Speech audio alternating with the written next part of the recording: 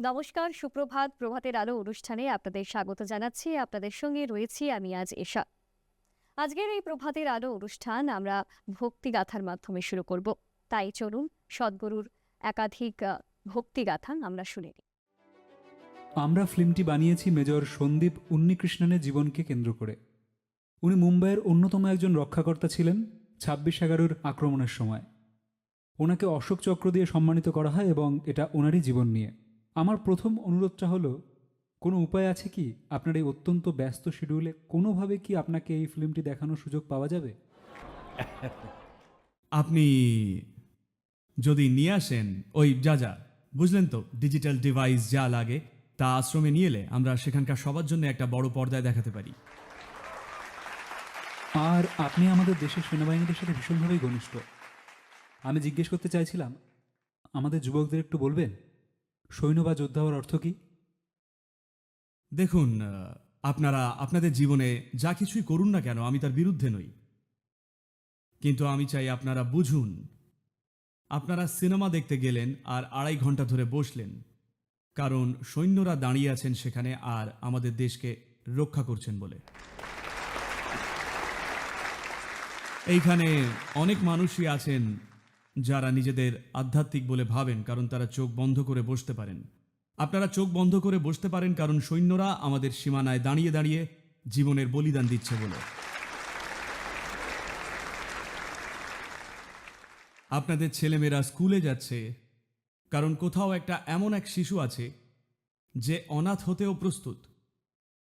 কোথাও এমন একজন বাবা আছেন যে নিজের সন্তানকে অনাথ করতে প্রস্তুত। এটাই কারণ আপনাদের সন্তানরা স্কুলে যেতে পারছে।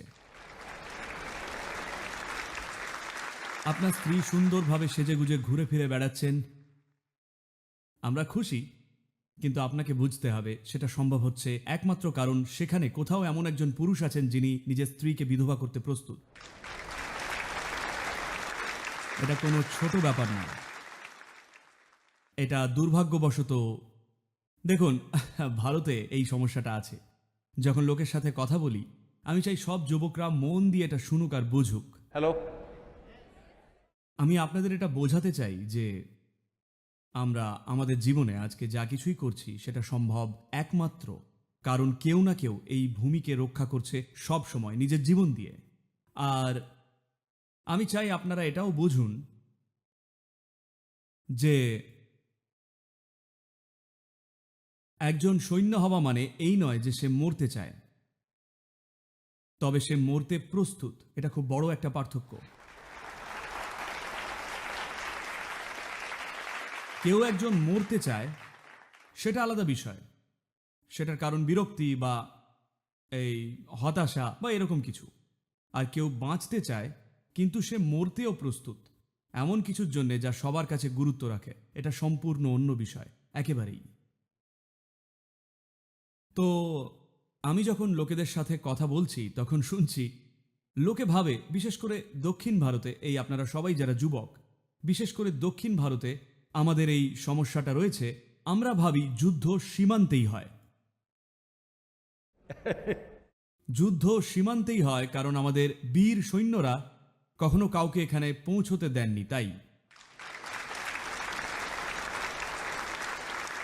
তা না হলে যুদ্ধ এখানেই হতো, আপনার শহরেই। অতীতে এমন তো হয়েছে, তাই না? যখন বহিরাক্রমণকারীরা আসে তারা একেবারে গভীরে ঢুকে পড়ে, জায়গাটা একেবারে তছনছ করে। আজকে এই গত 75 বছরে যত যুদ্ধ হয়েছে তা শুধুই সীমান্তে হয়েছে, কারণ তারা এই দেশকে রক্ষা করছেন নিজেদের জীবন দিয়ে। যাই হয়ে যাক না কেন, তারা কাউকে দেশের ভেতরে ঢুকে পড়তে দিচ্ছেন না। তাই আপনাদের বুঝতে হবে যুদ্ধগুলো সীমান্তেই হয় না। যুদ্ধের উদ্দেশ্য হলো দেশের মধ্যে ঢোকা, কিন্তু কেউ তাদের সীমান্তেই রুখে দিচ্ছে।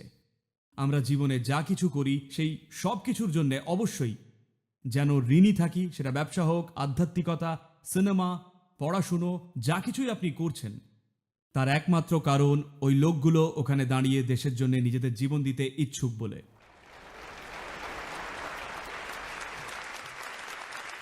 আমি মেজর সন্দীপের বাবাকেও এই একই প্রশ্ন করেছিলাম। যেহেতু উনি নিজের সন্তানকে হারিয়েছিলেন আর ওনার বয়সও প্রায় 80 বছর, তো যখন ওনাকে জিজ্ঞাসা করলাম উনি বললেন, সৈন্য মানে শুধু বীরত্বের সাথে লড়াই করা নয়, বরং প্রতিটা মানুষকে এই অভয় দেওয়া যে আমরা পাশে আছি।